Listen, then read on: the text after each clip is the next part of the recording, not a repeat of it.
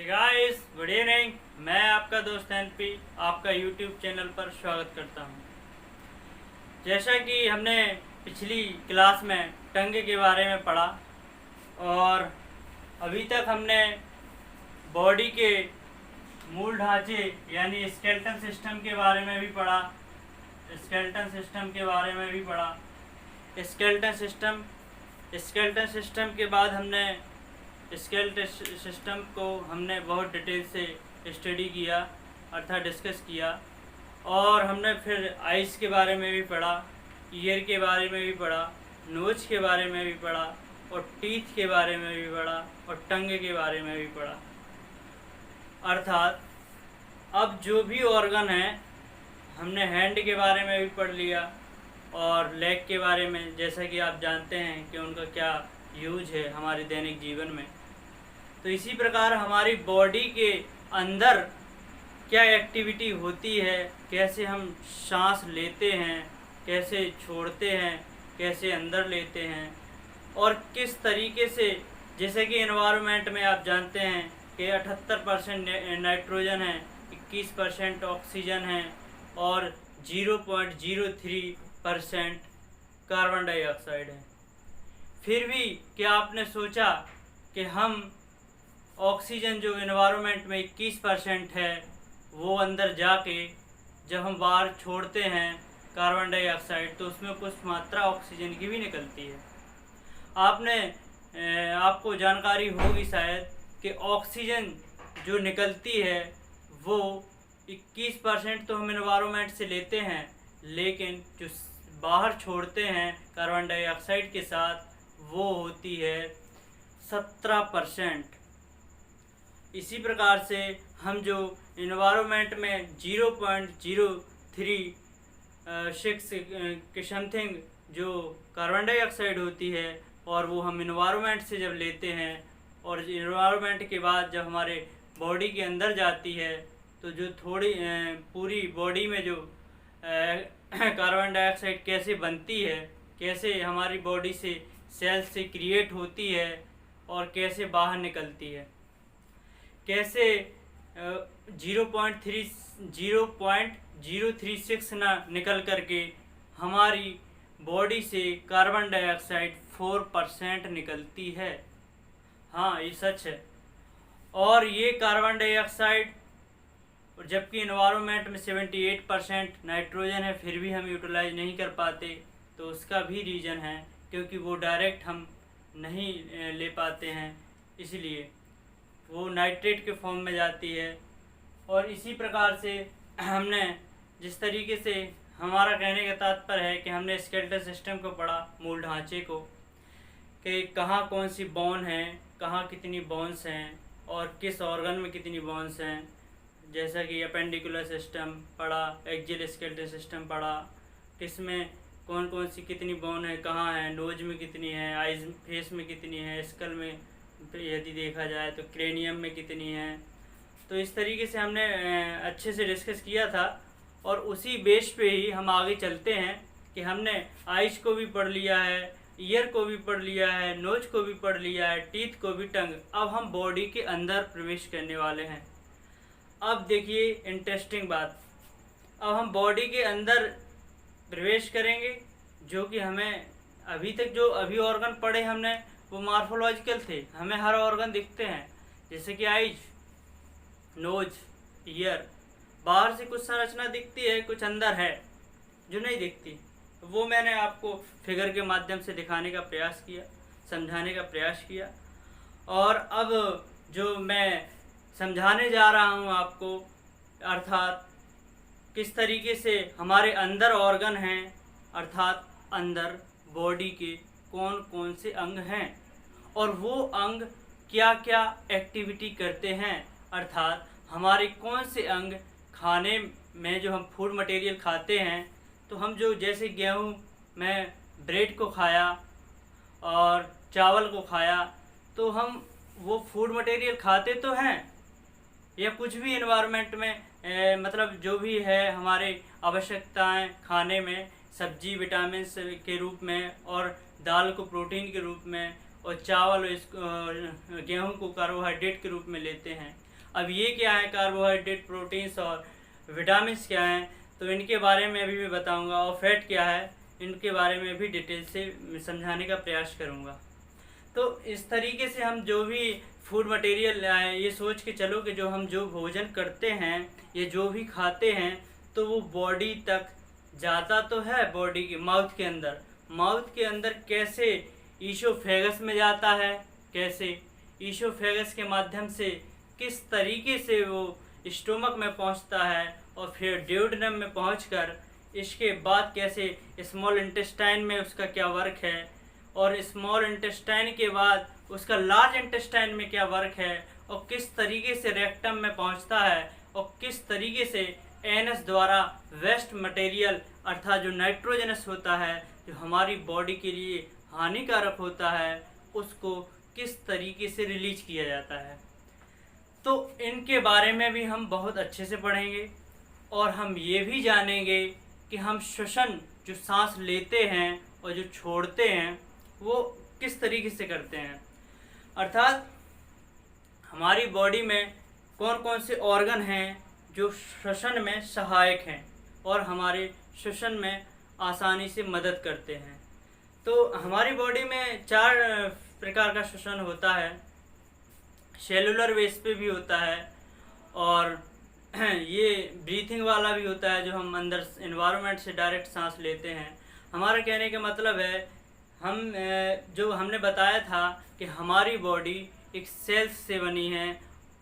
एक सेल्स का मतलब पूरी एक सेल्स कई समूह बना के टिश्यू का निर्माण करती हैं, और कई टिश्यू समूह बनाकर एक ऑर्गन का निर्माण करती हैं, और कई ऑर्गन आपस में अटैच होकर ऑर्गन सिस्टम का निर्माण करके हमारी ह्यूमन बॉडी का निर्माण करती है। तो हमने बताया था कि सेल्स क्या होती हैं। सेल्स और टिश्यू वो सूक्ष्म संरचनाएं हैं जिन्हें हम नग्न आँखों से नहीं देख सकते, इसलिए मैं उन पहलुओं पर ले गया जो आपको नग्न आँखों से दिखाई दे और आपको हर चीज़ धीरे धीरे समझ में आए। कहने का तात्पर्य है कि हमने जो हैंड के बारे में पढ़ा, कंकाल तंत्र के बारे में पढ़ा, या स्केलेटल सिस्टम जिसे बोलते हैं, या हमने हैंड, लेग, माउथ, नोज और इस तरीके से टीथ, टंग और ईयर के बारे में जो पढ़ा, इनको आप वास्तविक रूप में देख सकते हैं और महसूस कर सकते हैं। अब हम बात करने जा रहे थे ऑर्गन में, वही ऑर्गन जो अंदर हमारी बॉडी के हैं। जैसा कि हमने कहा था कि ऑर्गन जो है, कोई भी ऑर्गन बना है बॉडी का, चाहे लिवर की बात करें अंदर, चाहे सांस लेने वाले लंग्स या फेफड़े बोलते हैं जिसे, या हम हार्ट की बात करें, तो कोई भी ऑर्गन हो वो टिश्यू का समूह है। कई टिश्यू मिलकर एक ऑर्गन का निर्माण करते हैं, और कई टिश्यू जो है उसमें से एक टिश्यू कई सेल्स से मिलकर बनता है। तो कहने का तात्पर्य है, उस बॉडी की प्रत्येक पार्ट अपना हर सेल्स का समूह है और टिश्यू का समूह है। तो हमारा क्या ये जो भी हम फूड मटेरियल खाते हैं वो हर सेल्स तक पहुंचना चाहिए, और कैसे पहुंचना चाहिए, कैसे रूप में पहुंचता है, कैसे फॉर्म में पहुंचता है, वो जब बॉडी के अंदर पहुंचेगा तभी हमारी बॉडी ग्रोथ करेगी, अर्थात हमारे शरीर में वृद्धि होगी। हमारे जख्म, हमें चोट पहुंचती है तो उनकी कैसे रिपेयरिंग होती है, अर्थात कैसे हमारे घाव भर जाते हैं, या फिर ज़्यादा घाव होने पर नहीं भरते हैं, रिपेयर नहीं होते हैं, तो वो कैसे होते हैं, इनके बारे में हमें डिटेल से पढ़ना होगा और समझना भी होगा। तो इस तरीके से हम सेल्स के प्रत्येक, जैसे हम एग्जाम्पल ले सकते हैं, जैसे हम खेत में मटर, चना या गेहूँ कुछ भी बोते हैं, और प्रत्येक पेड़ तक हमें पानी पहुंचाना होता है, तभी हमारे खेत लहलहाते हुए दिखाई देते हैं। यानी कि प्रत्येक पौधे तक कैसे खाद पहुंचाना है उनका खाने का, और कैसे पानी को पहुंचाना है एक एक पेड़ तक, ये किसान अच्छे से जानता होता है, और शायद हम आप भी जानते हैं। तो इसी तरीके से हमारी बॉडी भी, मतलब पूरा खेत कैसे बना है, एक एक पेड़ से मिलकर बना है, तो इसी तरीके से हमारी बॉडी एक एक सेल्स से मिलकर बनी होती है। अब हमारी खेत में वृद्धि कब होगी, हमारे खेत के पौधे कब लहलहाएंगे, जब उन तक प्रत्येक प्रत्येक उस पे पहुँचेंगे तब कहते हैं कि हमारी फसल लहलहा रही है, अर्थात बहुत अच्छी हो रही है। तो इस तरीके से हमारी सेल्स में भी जब तक फूड मटेरियल का सब सामान नहीं पहुंचेगा, अर्थात हम जो भी भोजन करते हैं उनको वो किस तरीके से एक्सेप्ट करता है, उस तरीके से नहीं पहुंचेगा, तो हमारी वृद्धि नहीं होगी शरीर की। जैसा कि आपने देखा होगा कि हम बचपन में बहुत छोटे होते हैं और धीरे धीरे, जबकि वही हम उतने ही रहते हैं और हमारी एक चाइल्ड स्टेज में एक छोटी लिमिट, हाथ पैर छोटे होते हैं और सब कुछ छोटा होता है, इसके बावजूद हमारी बॉडी ग्रोथ करती जाती है, हमारी स्किन बड़ी होती जाती है, लंबी होती जाती है, हमारे हाथ पैर, हमारी बॉडी का प्रत्येक पार्ट एक निश्चित वे में चलने लगता है और धीरे धीरे बढ़ने लगता है। तो ये आपने समझा कि किस तरीके से हमारी बॉडी ग्रोथ करती है, अर्थात वृद्धि करती है। तो इन चीज़ों में हमने समझा इन चीज़ों को कि कैसे सेल्स, यानी कि हमें यदि अपनी बॉडी में ग्रोथ करना है, अर्थात वृद्धि करना है, या अपने जीवन यापन को सुचारू रूप से चलाना है, ऊर्जा भी लाना है, तो वो सारा काम हमारी सेल्स में ही होता है। जो बड़े ऑर्गन होते हैं वो सिर्फ ये करते हैं कि एनवायरनमेंट से डायरेक्ट चीज़ों को लेते हैं और उन्हें छोटे छोटे पार्टिकल में कन्वर्ट करके और हमारी प्रत्येक सेल्स तक पहुंचाते हैं। तो हमने आज ये डिस्कस किया और हम बहुत ही आसानी पढ़ेंगे कि किस तरीके से हम एनवायरनमेंट में से फूड मटेरियल को लेते हैं। जैसे चावल गेहूं का ब्रेड बना के खाते हैं, तो चावल और गेहूं जैसे आप खाते हैं तो उसमें प्रचुर मात्रा कार्बोहाइड्रेट की होती है। तो कार्बोहाइड्रेट क्या होते हैं ये भी मैं बताना चाहूँगा, और किस तरीके से ये फूड मटेरियल किस कार्बोहाइड्रेट में, प्रोटीन में, वसा में कन्वर्ट होते हैं, फिर आगे चलकर किस तरीके से कार्बन, हाइड्रोजन, नाइट्रोजन, मैग्नीशियम और पोटेशियम में कन्वर्ट हो गए, किस तरीके से हमारी सेल्स तक पहुंचते हैं और किस तरीके से हमारी सेल्स में एनर्जी को जनरेट करते हैं, जो वो एनर्जी जो हमें चलने में सहायक है, हमें बोलने में सहायक है, और वो एनर्जी जो हम दिन की सारी एक्टिविटी करते हैं और कैसे करते हैं। मैंने आपको स्केलेटल सिस्टम में बढ़ाने के बाद आईज और नोज़ और ईयर और ये सब पढ़ाया, लेकिन मैंने ब्रेन के बारे में नहीं पढ़ाया। मैं ब्रेन के बारे में भी बताऊंगा और अंदर जब प्रवेश करेंगे तो सारे ऑर्गन की एक्टिविटी को बताऊंगा। हम अब ऑर्गन को एक निश्चित तरीके से नहीं पढ़ेंगे, अब इस तरीके से पढ़ेंगे कि उसका वर्क क्या है और उसका काम क्या है, उसी बेस पे हम चलेंगे। जैसा कि मैंने बताया कि श्वसन में हमारी नोज जो सांस मुंह से भी लेते हैं, नोज से भी लेते हैं, इसके बाद हम नेजल कैविटी में वो ऑक्सीजन पहुंचती है, फिर इसके बाद फेरिंग्स में पहुंचती है, फिर लैरिंग्स में पहुंचती है, फेरिंग्स और लैरिंग्स के बाद जैसे ही वो लंग्स में पहुंचती है और कैसे डायफ्राम में पहुंचती है। ये हमारी बॉडी के अंदर ही ये अंग पाए जाते हैं, ये ऑर्गन हमारी बॉडी के अंदर पाए जाते हैं और हमारे हर वर्क में सांस लेने में, श्वसन करने में मदद करती हैं। और इन्हीं के बारे में हम बहुत ही अच्छे से पढ़ने जा रहे हैं। हाँ, थोड़ा सा मैं व्यू देना चाहूँगा कि अभी तक जैसे कि हम बचपन से पढ़ते आ रहे हैं science, physics, chemistry, math, physics, chemistry, bio, लेकिन आज तक हमने समझा नहीं कि आखिर क्या है फिजिक्स। देखो, अपने लाइफ में किसी भी सब्जेक्ट को बोझ न समझो। मेरा मानना है कि हर सब्जेक्ट का अपना एक महत्व होता है। जैसे कि मैं बायो पर डिस्कस कर रहा हूँ, तो bio is not only subject but also an art of living in life. तो कहने का मतलब है कि जीवन सब्जेक्ट को यदि हम अपने दैनिक जीवन की में लें, तो जिस सब्जेक्ट को, वही हमारी ज़िंदगी को बेहतर बना देता है। कहने का तात्पर्य है, बायो से मैंने बात की तो बायो होगा। अब जैसे मैं अर्थशास्त्र की बात करूं, तो अर्थशास्त्र आपको वो सिखा देगा कि आपको कैसे खर्चे मेंटेन करने हैं, कहाँ खर्च करना है, कहाँ इन्वेस्टमेंट करना है और कितनी सेविंग करना है। आप पूरे अपने घर को भी मेंटेन रखेंगे, एक व्यवस्थित तरीके से आप हर काम को करने लगेंगे। इस तरीके से आप किसी भी सब्जेक्ट के बारे में सोचें, हिस्ट्री के बारे में आपको वो सिखाएगा कि कौन कौन सी गलतियाँ हमारे शासकों ने की हैं या हमारे पूर्वजों ने की हैं, वो गलतियाँ हमसे ना हों।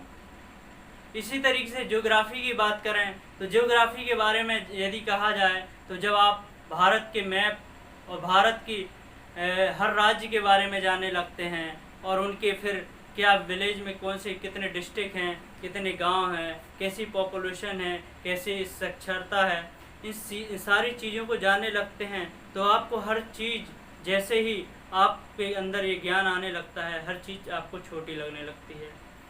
आप दुनिया के मैप को देखेंगे तो आप उसको भी हल्का महसूस करने लगोगे। अर्थात हमारे अंदर ये सब्जेक्ट हमारे दैनिक जीवन से ही जुड़े हैं। यदि हम इसे बेहतरीन तरीके से सोचें तो ये हमारी ज़िंदगी को बहुत ही बेहतर बना देते हैं। यही मैं कहना चाहूँगा।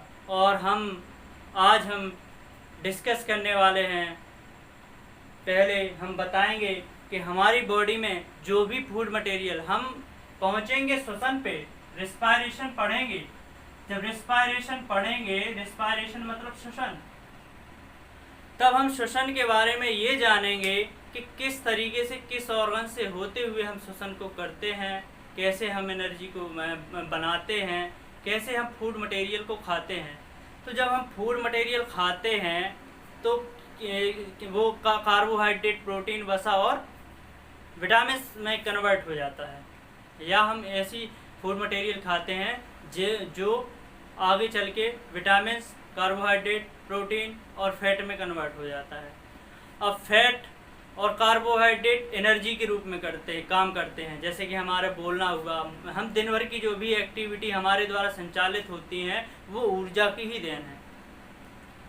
तो ऊर्जा जो है किस तरीके से हमारे जीवन में सहायक होती है और किस तरीके से जैसे अब कार्बोहाइड्रेट ऊर्जा का काम करता है, फैट जो हमारी बॉडी में संचित भी रहता है। जैसा कि हम कभी कभी फास्ट रह जाते हैं, इसके बावजूद भी हम अगले दिन की एक्टिविटी कर लेते हैं और हमें वो क्षमता होती है कि हम दिन भर सारी एक्टिविटी करते हैं, अर्थात जो हम रेगुलर करते आते हैं।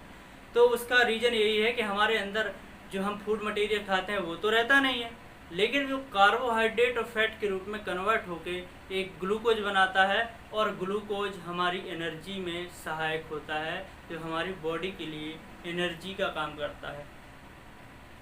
तो इसी तरीके से प्रोटीन का क्या सहायक काम है?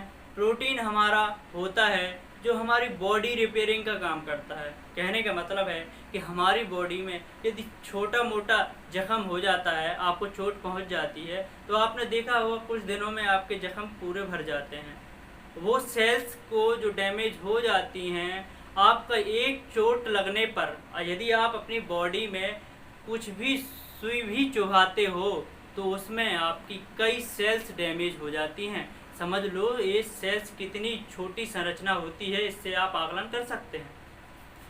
तो इस तरीके से आप समझ सकते हैं कि किस तरीके से हम प्रोटीन जो होती है कैसे सेल्स की रिकवरी करती है। अर्थात हमारी बॉडी में कोई भी घाव हो जाता है यानी जख्म हो जाता है तो उसकी रिकवरी प्रोटीन करती है। अब विटामिन क्या है? विटामिन ऐसा है कि जैसे दो लोगों के बीच में झगड़ा हो रहा हो और जब तक वो उकसाने वाला ना हो तो वो झगड़ा नहीं हो सकता। दो व्यक्ति शांति से बैठे हो और उसको झगड़ा करवाने वाला उपस्थित ना हो तो झगड़ा होगा कैसे? कहने का तात्पर्य है कि हम जो भी फूड मटेरियल खाते हैं उसमें विटामिन एक उपस्थिति का काम करता है। बस वो प्रेजेंट है, जैसे राजा प्रेजेंट हो या मालिक प्रेजेंट हो तो नौकर सही तरीके से काम करेंगे, और यदि मालिक इधर उधर हो गया तो नौकर अपने मन की मनमानी करने लगते हैं। तो इसी तरीके से बॉडी में भी वही सब होता है, बस हमें समझने की ज़रूरत है। बायो बहुत ही इजी सब्जेक्ट है और इसे ज़्यादा हार्ड समझने का प्रयास ना करें कि बहुत कठिन सब्जेक्ट है। मैं बहुत ही ईजिली अप्रोच डेवलप करूँगा। मैं चाहता हूँ कि आप बहुत ही ईजिली शब्दों को समझें और बहुत ही साधारण वे से हम चलें और हर चीज़ों को समझें। तो हमारी बॉडी में जो न्यूट्रिएंट्स होते हैं वो फूड मटेरियल जो हमारी बॉडी को ऊर्जा प्रदान करते हैं और हमारी बॉडी में वृद्धि करने का कार्य करते हैं और हमारी बॉडी को आनुवांशिक एक दूसरे में पहुंचाने का कार्य करते हैं। ये वो पोषक पदार्थ होते हैं अर्थात न्यूट्रिएंट्स होते हैं जो हमारी बॉडी के लिए सहायक होते हैं। जैसे कि मैंने अभी बताया कि ऊर्जा में हमें सहायक फैट और कार्बोहाइड्रेट के रूप में मिलती है, जबकि प्रोटीन हमारी बॉडी की मरम्मत करने के रूप में होती है और विटामिन हमारी बॉडी की उपस्थिति में अर्थात जो हम सब्जियों से विटामिन लेते हैं वो किस तरीके से हमारी बॉडी में काम करते हैं अर्थात उनकी उपस्थिति में कैसे काम होता है। और इस तरीके से वृद्धि और अनुवांशिक पदार्थ वो होते हैं जैसे कि हमारे पूर्वजों के लक्षण हम में आ जाएं। जैसे कि हमारे पूर्वज की आँखें यदि नीली हैं तो हमारे बच्चों की भी आँखें नीली हो सकती हैं। यदि हमारे माँ बाप हाइट में लंबे हैं तो हमारे बच्चे भी होंगे। अर्थात हमारे यदि माँ बाप छोटे कद के हैं तो उनके बच्चे भी छोटे कद के होंगे। अर्थात ये आनुवंशिक ही लक्षण होते हैं जो हमारी एक संतान से दूसरी संतान में अर्थात एक प्रोजनी से दूसरी प्रोजनी में पहुंचते रहते हैं। तो आज हम डिस्कस करने वाले हैं, हमने जैसा कि बताया कि हमारे फूड मटेरियल पोषक पदार्थ या न्यूट्रिएंट्स क्या होते हैं। न्यूट्रिएंट्स हमारे होते हैं नंबर 1 कार्बोहाइड्रेट,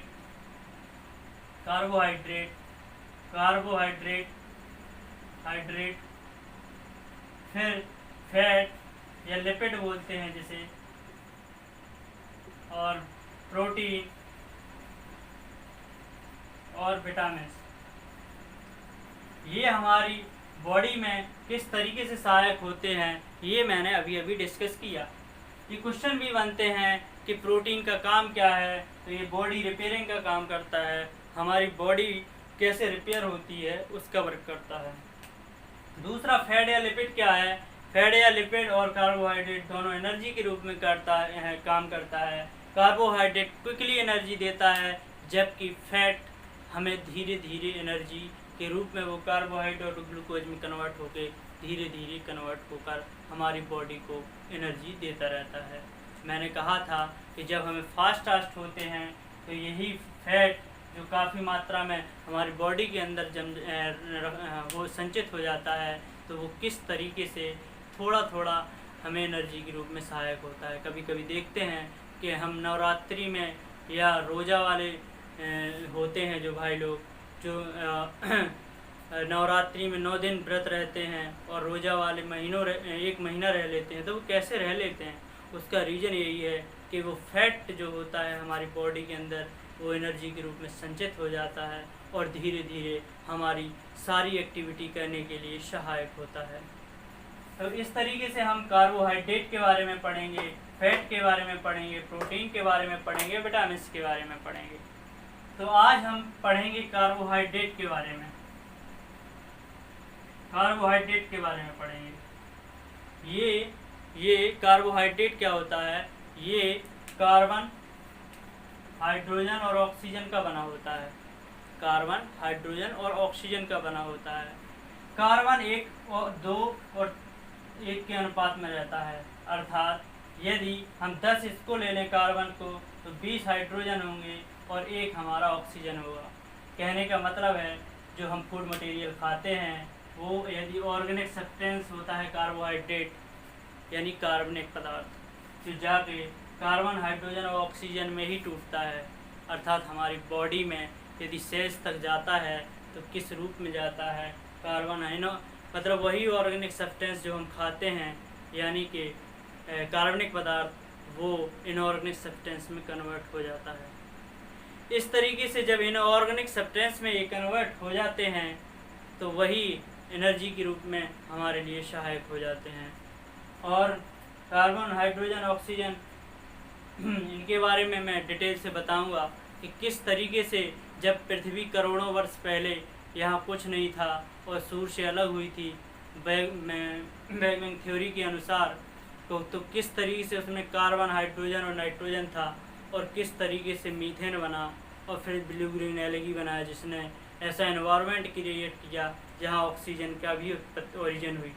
और किस तरीके से ऑक्सीजन हमारे एनवायरनमेंट में हमें सहायक थी, और इस तरीके से जीवन हुआ शुरू। और पहले मैराइन वाटर समुद्री एरिया में यदि कहा जाए तो वो जलीय जीव के रूप में उभरा। फिर जलीय जीव के रूप में उभरने के बाद एम्फीबियन में आए, अर्थात जो पानी और जल थल दोनों में रहते थे। फिर इसके बाद करोड़ों वर्ष ऐसे ही विकास चलता रहा, और फिर हम लोग स्थल में आने लगे, और स्थल में आने के बाद वही कहते हैं कि बंदर, और बंदर के बाद ह्यूमन का विकास हुआ। तो किस तरीके से हमारी ह्यूमन बॉडी का विकास हुआ, किस तरीके से एक सेल में वो सारी क्षमताएं होती हैं जो हम ह्यूमन बॉडी में एक्टिविटी की होती हैं, इन सारे पहलुओं पे हम बहुत ही डिटेल से धीरे धीरे स्लोली हम इस पे डिस्कस करेंगे और चलते रहेंगे। तो ये हमने बताया कि कार्बोहाइड्रेट जो होता है वो कार्बन, हाइड्रोजन और ऑक्सीजन का बना होता है। बहुत ही इंटरेस्टिंग सब्जेक्ट है, आप धैर्य बनाए रखिए और हमसे जुड़े रहिए। आपको सारी एक्टिविटी का हम बहुत ही डिटेल से स्टडी करवाएंगे।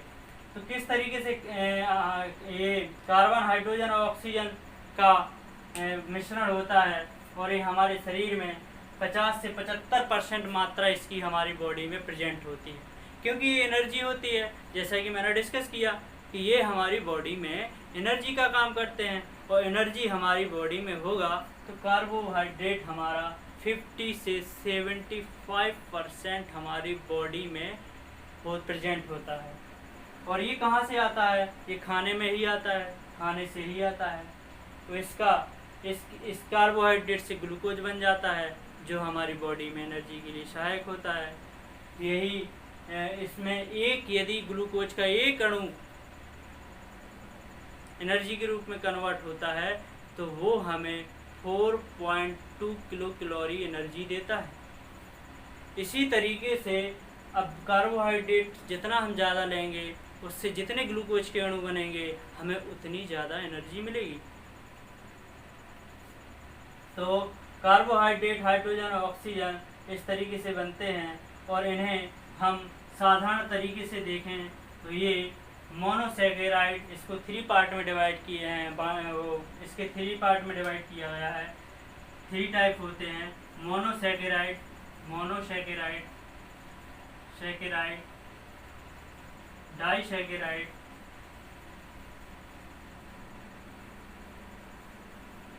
और पॉलीसैकेराइड।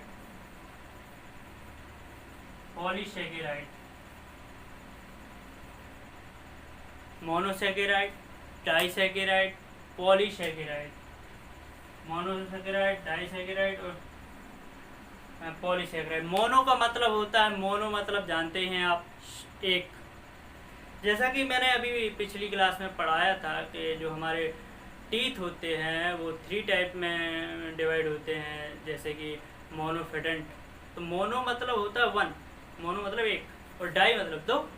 तो यहाँ हमने जैसे मोनोसैकेराइड की बात कही, तो मोनोसैकेराइड, डाइसैकेराइड, और ये सबसे सरल टाइप का मोनोसैकेराइड होता है। सबसे सरल इसलिए होता है क्योंकि ये बॉडी जैसे ही हम ग्लूकोज, फ्रक्टोज आता है, ग्लूकोज और फ्रक्टोज आता है इसमें। यदि इसका एग्जांपल ले लें तो इसमें हम ग्लूकोज और फ्रक्टोज आता है। तो ग्लूकोज आपने देखा होगा, कभी ग्लूकोज खाया होगा, तो जो ग्लूकोज हम खाते हैं वो ग्लूकोज जैसे ही आप माउथ में डालते हैं तो वैसे ही वो घुल जाता है सडनली। तो उसका रैंडमली जिस तरीके से वो घुलता है, सॉल्व हो जाता है हमारी लार में, तो उसका मेन रीज़न ये होता है कि बहुत ही इजी, सिंपल होते हैं, बहुत ही सरल होते हैं। इन्हें कन्वर्ट करने में, जैसे कि हम फूड मटेरियल खाते हैं तो वो कार्बोहाइड्रेट में कैसे कन्वर्ट होंगे, फैट में कैसे, और प्रोटीन कैसे उससे डिसाइड होगी, ये उसमें वर्क नहीं करना पड़ता। वो डायरेक्टली जैसे ही हमने खाया वैसे ही उसने हमें एनर्जी ग्लूकोज में मिल गई, यानी कि वो मोनोसैकेराइड में ही कन्वर्ट हो गई, डायरेक्ट हमारी बॉडी को एनर्जी मिल गई। इसलिए आपने देखा होगा कि जो धावक होते हैं, जो रनिंग करते हैं, रेसेस करते हैं, तो वो रेसर के इस तरीके से हमने देखा कि जब हम कंपटीशन में क्या बोलते हैं कि कॉलेज में रनिंग करते हैं, तो किस तरीके से हम जैसे ही दौड़ के आते हैं, हमें कोई भी टीचर हमारा तुरंत हमें ग्लूकोज थमा देता है।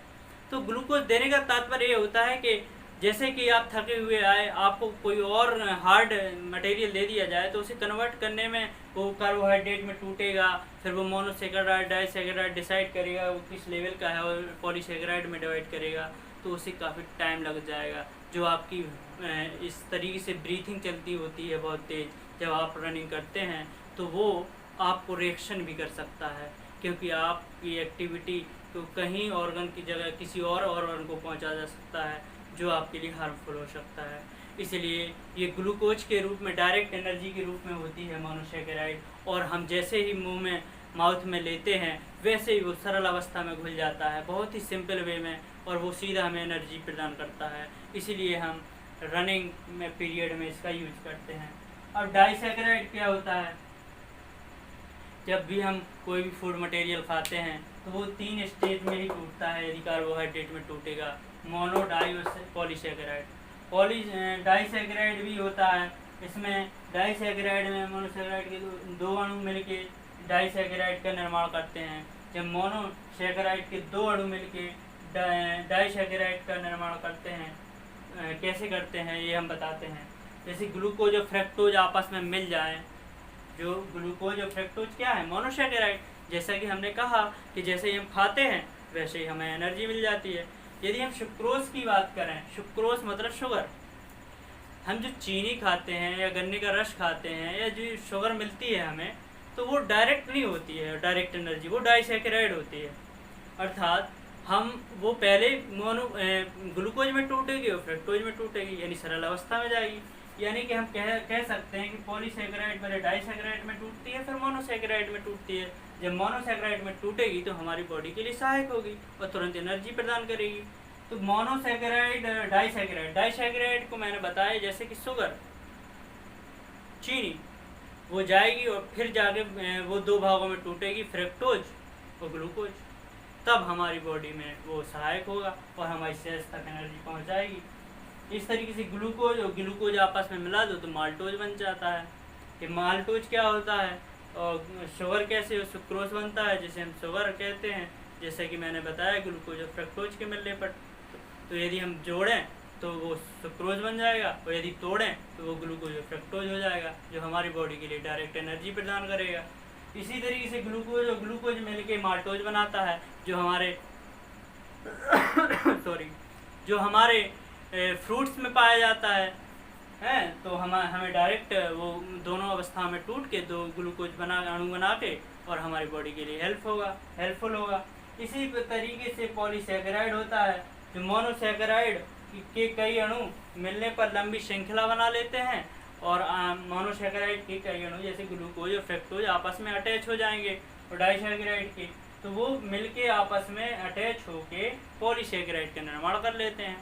ये हमने बताया निर्माण करने की प्रोसेस। हालांकि हम जो फूड मटेरियल खाते हैं वो पॉलीसेकेराइड में होता है। पॉलीसेकेराइड इसके बाद डाइसेकेराइड में कन्वर्ट होता है, फिर मोनोसेकेराइड में। मोनोसेकेराइड जाके हमारी सेल्स को एनर्जी देती है और वो हमारी बॉडी के लिए सहायक होती है। तो इसमें 2 एक्टिविटी होती हैं खैर हमारी बॉडी में, एनाबॉलिज्म और कैटाबॉलिज्म। एनाबॉलिज्म क्या होता है, कैटाबॉलिज्म क्या होता है?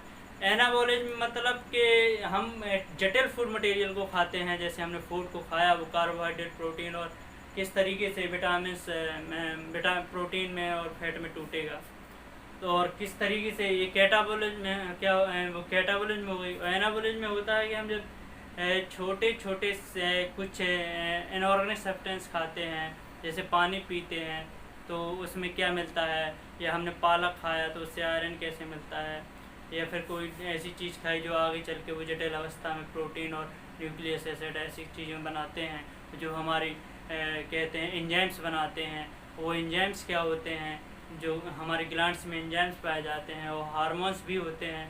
तो वो हार्मोन्स क्या होते हैं, एंजाइम्स क्या होते हैं, जो हमारी बॉडी को हमें फीलिंग एहसास दिलाते हैं कि हमें गुस्सा क्यों आता है, क्रोध क्यों आता है, हमें भूख क्यों लगती है, हमें प्यास क्यों लगती है। इन चीज़ों का एहसास हमें हार्मोन्स और से होता है, और हमें फीलिंग और हमारी बॉडी में वृद्धि करने में भी सहायक होते हैं एंजाइम्स।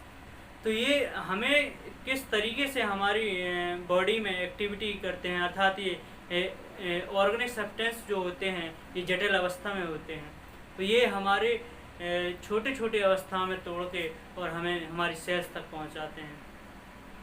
तो इस तरीके से मैंने बताया कि पॉलीसैकेराइड और डाइसैकेराइड और फिर जाके मोनोसैकेराइड में ही ये सारे टूटते हैं और फिर वही कार्बन, हाइड्रोजन, नाइट्रोजन और फिर वही बॉडी तक, सेल्स तक पहुंच जाते हैं और उन्हें सहायक होते हैं। अब कैसे सेल्स तक पहुंचते हैं, ये भी एक प्रोसेस है। तो इसके प्रोसेस के लिए हम ब्लड का भी स्टडी करेंगे और स्किन का भी स्टडी करेंगे और मसल्स का। अब मसल्स क्या है, ब्लड क्या है, स्किन क्या है, इसके बारे में मैंने डिस्कस नहीं किया, लेकिन मैंने बताया था कि जिस तरीके से हमारा यदि बॉडी की स्किन निकाल दी जाए, अर्थात त्वचा को निकाल दिया जाए, तो हर व्यक्ति का कंकाल तंत्र एक जैसा होता है। यदि व्यक्ति का कहा जाए तो स्केलेटन सिस्टम एक जैसा होता है। हम आदमी ह्यूमन का एक जैसा स्केलेटन सिस्टम होता है। ये बस ये स्किन का ही तो कमाल है। स्किन और मसल्स मतलब जो हमारी मांस बोलते हैं जिसे, वो मसल्स होता है और वो भी हमें आकर्षक और सुंदर बनाता है। तो जो इस तरीके से हमने कहा था कि हम पढ़ेंगे कि स्केलेटल सिस्टम के ऊपर किस तरीके से मसल्स हैं और वो किस तरीके से एक्टिविटी करके हमारी बॉडी में सहायक होते हैं, और इस तरीके से स्किन का क्या वर्क है और स्किन हमारी प्रोटेक्शन, बॉडी को किस तरीके से प्रोटेक्ट करती है, और कैसे ब्लड जो होता है वो किस तरीके से एंजाइम और हार्मोन्स को, अर्थात हार्मोन्स को कैसे हमारी बॉडी तक पहुंचाते हैं कि हमारे पेट को पता चलता है, स्टोमक को, कि हमें भूख लग रही है। हमारे ब्रेन तक कैसे सूचना जाती है और कैसे हमारी उस अंग तक पहुंचती है कि भाई तुम्हें भूख लग रही है। वो एंजाइम जैसे ही हमारी बॉडी के पेट में पहुंचेगा, बताएगा भाई इधर मटेरियल की कमी पड़ रही है, जल्दी से डाउनलोड करो यार, जल्दी से भूख लग रही है, खाओ। कहने लगते हो चूहे कूद रहे हैं, तो यही रीज़न होता है। तो इस तरीके से हम समझ सकते हैं और धीरे धीरे हर चीज़ें तुम्हें बहुत ही क्लियरली, मैं थोड़ा जो ज़मीनी स्तर से जुड़ा हूँ, तो मैं चाहता हूँ कि आपको बिल्कुल डिटेल से एक एक उदाहरण दे के अच्छी तरीके से समझाने का प्रयास करूँ। तो इस तरीके से हम लोग समझेंगे कि किस तरीके से हार्मोन्स जो हैं वो ब्लड के माध्यम से पहुँचते हैं, और वो नर्व्स के वो एंजाइम्स कैसे डक्ट के माध्यम से, जो नलिका होती हैं, वो कैसे पहुंचाती हैं कि कहाँ क्या ज़रूरत है हमारी बॉडी को वृद्धि करने में, कैसे कैसे सहायक है। तो इन चीज़ों के बारे में भी पढ़ेंगे। तो हम अभी पढ़ रहे हैं फ़िलहाल कार्बोहाइड्रेट, और कार्बोहाइड्रेट को हमने पढ़ा कि किस तरीके से मोनोसैकेराइड, डाइसैकेराइड और 3 टाइप में होता है, और पॉलीसैकेराइड, मोनोसैकेराइड, डाइसैकेराइड, पॉलीसैकेराइड, किस तरीके से पॉलीसैकेराइड डाइसैकेराइड में टूटता होगा और कैसे डाइसैकेराइड मोनोसैकेराइड में टूटता होगा, और मोनोसैकेराइड जाके सेल्स में कैसे पहुंचता होगा। इन सारे चीज़ों के बारे में और अध्ययन करेंगे। फ़िलहाल मैं आपको ये बताने का प्रयास कर रहा हूँ कि फूड मटेरियल हम जो खाते हैं वो डायरेक्ट, हम खाना खाते हैं तो वो डायरेक्ट हमारी बॉडी में प्रत्येक सेल्स तक डायरेक्ट फूड नहीं जाता। मेरा प्रयास मैं बताने का ये कर रहा हूँ कि कार्बोहाइड्रेट, फैट और प्रोटीन में प्रत्येक मटेरियल को तोड़ने का प्रयास करता है, चाहे हम एनवायरनमेंट से कुछ भी खाएं। तो यदि वो इन 3-4 चीज़ों में से नहीं है, विटामिन, प्रोटीन और कार्बोहाइड्रेट या फैट, तो वो निगलेक्ट कर देगा, कहेगा ये अनडाइजेस्ट मटेरियल है आपका और हम इसे नहीं लेंगे, ये हमारी बॉडी के लिए घातक है। वो अलर्ट करता है। तो ये सब चीज़ें हमारी बॉडी के अंदर होती हैं, रहस्यमयी, शायद अभी तक आप नहीं जानते होंगे, लेकिन आप जानेंगे कि आखिर कैसे हमारे अंदर एक कार्बोहाइड्रेट के रूप में खाना पहुंचता है और कैसे हमारी बॉडी के लिए सहायक है, कैसे एनर्जी प्रदान करता है। इन सारे पहलुओं पे हम बहुत ही डिटेल से अध्ययन करने वाला है। ये हमारे ऑक्सीडेशन की में सहायक होता है जो हम फूड मटेरियल खाते हैं, और ये हमें ऊर्जा प्रदान करता है। ये हमारे शरीर में भोजन संचय का भी काम करते हैं। मैंने जैसे कि कहा कि एनर्जी के रूप में भी संचित हो जाते हैं। और देखो ये सबसे अहम बात है कि ये हमारी बॉडी में न्यूक्लिक एसिड बनाने के साथ साथ विटामिन सी का भी निर्माण करते हैं। न्यूक्लिक एसिड क्या होता है? ये भी एक लिक्विड होता है, एक एसिड है। एसिड जैसा कि आप जानते हैं कि एसिड है, और ये एसिड, न्यूक्लिक एसिड हमारी बॉडी के लिए बहुत ज़रूरी होता है, क्योंकि हम जो भी अनुवांशिक गुण एक पीढ़ी से दूसरी पीढ़ी में पहुंचते हैं तो वो उसी के माध्यम से पहुंचता है। नहीं तो किसी की ह्यूमन कोई और जानवर नहीं उत्पन्न कर सकता है। उसका रीज़न यही है, न्यूक्लिक एसिड जो विटामिन डीएनए में उपस्थित होता है, जो जीन्स होते हैं उसमें, वो किस तरीके से हमारे जैसी ही 2 कॉपी हमारी जो और प्रोजनी बनती है वैसे ही उत्पन्न करती है। क्यों नहीं है हम और इतने जानवर हैं वैसे नहीं जन्म दे देते? तो उसका रीज़न यही होता है कि हमारे अंदर जो बॉडी के अंदर जो न्यूक्लिक एसिड बनता है वो आनुवांशिक लक्षणों को, जैसा कि हमारी बॉडी की संरचना है, कैसे हम जैसा भी कि है वैसे ही हमारे अगली जनरेशन में पहुंचता है और हम एक जैसी 2 कॉपी करके एक जैसी संरचना बनते जाते हैं।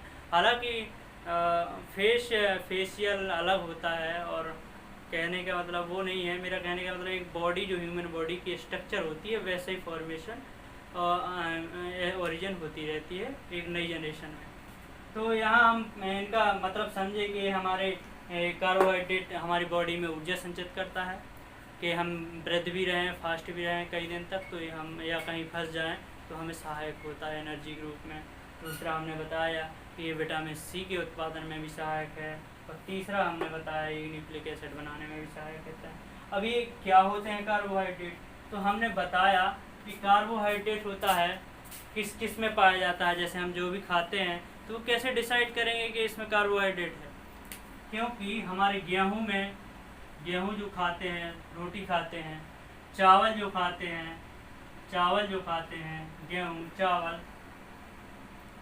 गेहूँ चावल, मक्का, बाजरा,